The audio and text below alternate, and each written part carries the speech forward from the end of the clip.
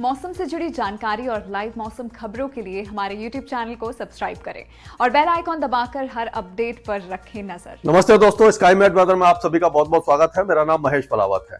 तो सर्दी ने अपना रंग दिखाना शुरू कर दिया है उत्तर भारत में।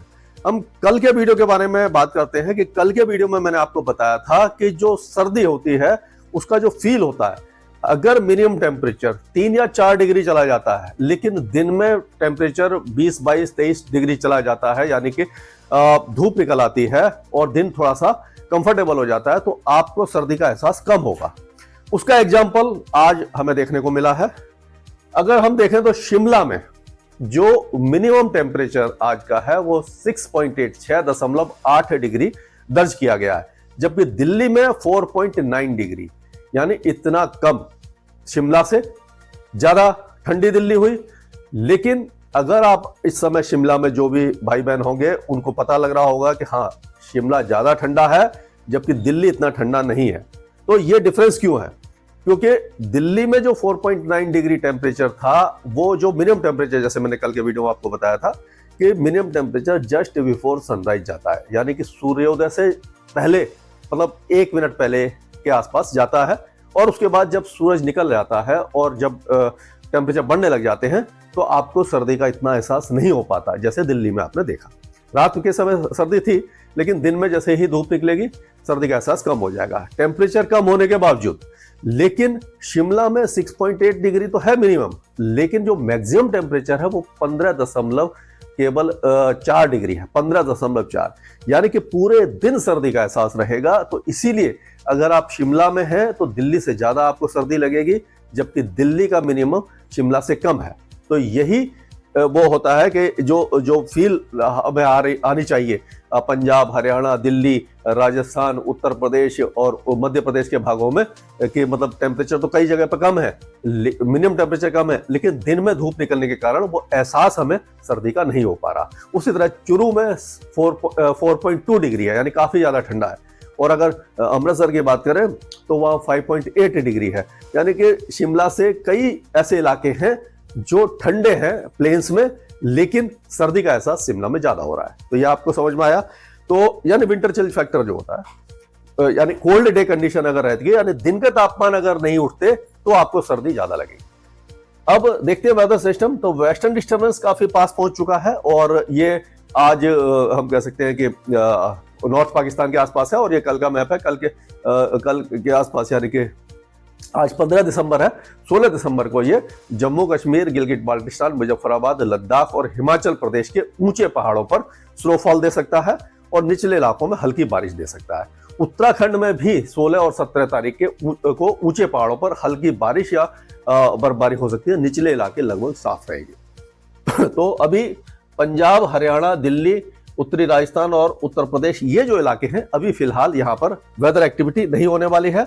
अगर हम देखें तो आप देखिए कि जो मैप में मैं दिखाता हूँ आपको, तो ये वेस्टर्न डिस्टर्बेंस एक तो पीछे आ रहा है और ये वेस्टर्न डिस्टर्बेंस का असर है, ये काफी जल्दी से यहाँ पहुंचेगा, 16 तारीख की शाम के यहाँ आ जाएगा। और एक जो साइक्लोनिक सर्कुलेशन आपको मैंने दिखाया है इसमें, ये देखिए श्रीलंका के आसपास बना हुआ है, एक ट्रफ है जो तमिलनाडु तक आ रही है, और एक साइक्लोनिक सर्कुलेशन ये बांग्लादेश के आसपास है, एक साइक्लोनिक सर्कुलेशन यानी चक्रवाती हवाओं का क्षेत्र अरब सागर पर बना हुआ है। तो इसके प्रभाव से आप देखिए जो बादल हैं वो कितने ज्यादा बन चुके हैं। ये देखिए श्रीलंका और ये बंगाल की खाड़ी में यहाँ पर काफी ज्यादा बादल है, तो तमिलनाडु में बारिश की गतिविधियां ज्यादा हो जाएंगी। और जो एक पहले लो प्रेशर एरिया बना था, साइक्लोनिक सर्कुलेशन बना था साउथ ईस्ट अरेबियन सी में, आप देखिए कितने दूर चला गया, काफी दूर चला गया, और इसका अब कोई भी असर यहाँ पर नहीं होने वाला है। तो हम उत्तर भारत से ही बात करेंगे। पहले जैसे मैंने बताया कि पहाड़ों पर 2 दिनों के दौरान हल्की बर्फबारी हो सकती है।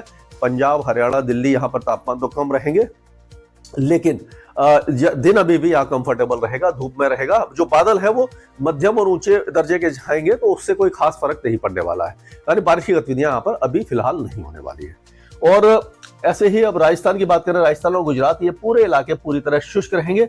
ये उत्तर पश्चिम दिशा से यहाँ पर हवा चल रही है, तो हो सकता है कि तापमान में और ज्यादा कुछ गिरावट आए, खासकर मिनिमम टेम्परेचर में। और लेकिन मुंबई और उसके आसपास के इलाकों में आप देखिए यहाँ से हवाएं जो है वो इधर से घूम के जा रही है। अगर ये हवा सीधी आ रही होती, यानी इस तरह से आ रही होती, तो यहाँ गुजरात और ये मुंबई वगैरह के और महाराष्ट्र के तापमान गिरते। लेकिन क्योंकि हवा यहां से आकर के और ये गर्म होकर के, क्योंकि अंदरूनी जो इलाके हैं वो अपेक्षाकृत गर्म है, तो साउथ ईस्टर्ली और ईस्टर्ली जो विंड है ये आ रही है, इसीलिए मुंबई, थाने, दानू और जो नासिक, मालेगांव, जलगांव, इन इलाकों में जो मिनिमम टेम्परेचर है अभी वो ज्यादा गिरेंगे नहीं, यानी कि वो थोड़े से ऊपर ही बने रहेंगे। और उसी तरह से गुजरात में भी जो सर्दी है अभी फिलहाल बहुत ज्यादा नहीं आपको नजर आएगी। तो ये इस तरह का वेदर यहाँ पर रहने वाला है। मध्य प्रदेश और गुजरात के साथ साथ महाराष्ट्र में भी मौसम साफ बना रहेगा, कोई भी मौसमी गतिविधि इन इलाकों में हमें दिखाई नहीं देने वाली है।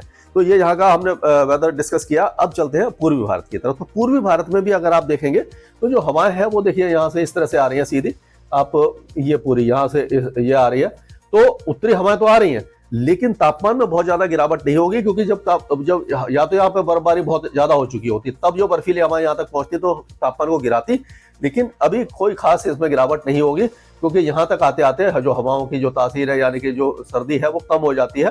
तो पूर्वी उत्तर प्रदेश हो गया, बिहार है, झारखंड है, उड़ीसा, पश्चिम बंगाल, ये सारे इलाके शुष्क रहेंगे और यहाँ पर सुबह और शाम के समय हल्का धुंध और कुहासा छा सकता है, लेकिन वेदर एक्टिविटी यहाँ पर नजर नहीं आ रही है।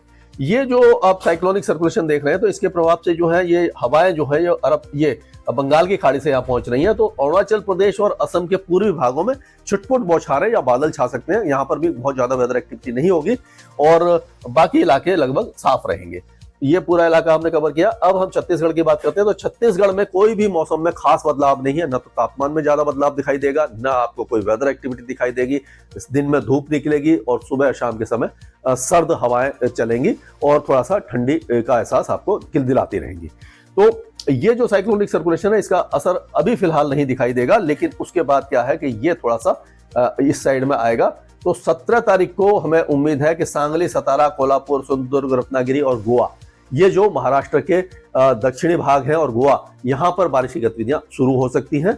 ये 16-17 तारीख, मतलब 17 तारीख से आप मान के चलिए, 17 तारीख से यहाँ पर कुछ वेदर एक्टिविटी शुरू हो जाएगी। तेलंगाना पूरी तरह साफ रहेगा, आंध्र प्रदेश भी पूरी तरह साफ रहेगा। ये जो इलाके हैं पूरी तरह साफ रहने वाले हैं, यहाँ पर कोई भी वेदर एक्टिविटी नहीं होगी। लेकिन ये जो साइक्लोनिक सर्कुलेशन और ट्रफ है, इसके प्रभाव से कल 16 दिसंबर से जो दक्षिणी तमिलनाडु है और तमिलनाडु के आंतरिक इलाके हैं, यहाँ पर मूसलाधार बारिश होने की संभावना है। पम्बन है, तंजावुर है, कराईकल है, ये जो इलाके हैं और उसके अंदर के जो जितने भी इलाके हैं, यहाँ पर भारी बारिश की संभावना नजर आ रही है। और ये बारिश की गतिविधियां हो सकता है कि चेन्नई, पुडुचेरी, कराईकल यहाँ पर भी दिखाई दे, तिरुवल्लुर, वेल्लोर, कोयम्बटूर तक हो सकती हैं, मदुरई वगैरह में भी हो सकती है। यानी कि ये 2-3 दिन का एपिसोड है जो तमिलनाडु में भारी बारिश दे सकता है। केरल में, दक्षिणी केरल में तेज बारिश हो सकती है, लेकिन जो उत्तरी केरल है और कोस्टल कर्नाटका है, यहाँ पर बहुत हल्की बूंदाबांदी या छुटपुट बौछारें ही आपको दिखाई देने वाली हैं। तो कुल मिलाकर के जो वेदर एक्टिविटी है वो यहाँ पर होगी, केरल में होगी, पहाड़ों पर बर्फबारी होगी, पूर्वोत्तर राज्यों में बहुत हल्की बारिश होगी, पूरा जो भारत है वो लगभग शुष्क रहेगा।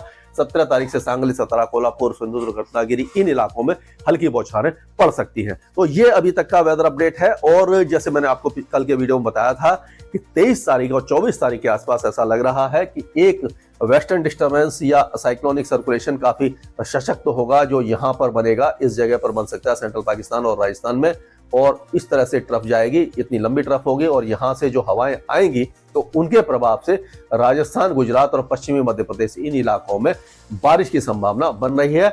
और इस पर हम नजर रखे रहेंगे, लगातार अपडेट देते रहेंगे। अगर इस तरह का कोई भी वेदर आता है या उसमें कोई भी बदलाव होता है तो उसके बारे में हम लोग आपस में बात करते रहेंगे। आप कमेंट में उससे पूछना और जो भी आपकी नॉलेज है वो भी आप शेयर करें, क्योंकि मुझे मालूम है बहुत सारे हमारे भाई बहन हैं जिनको नॉलेज काफी ज्यादा है, काफी ज्यादा एक्सपीरियंस है, तो वो भी अगर कोई सजेशन है तो कमेंट बॉक्स में दे सकता है। धन्यवाद।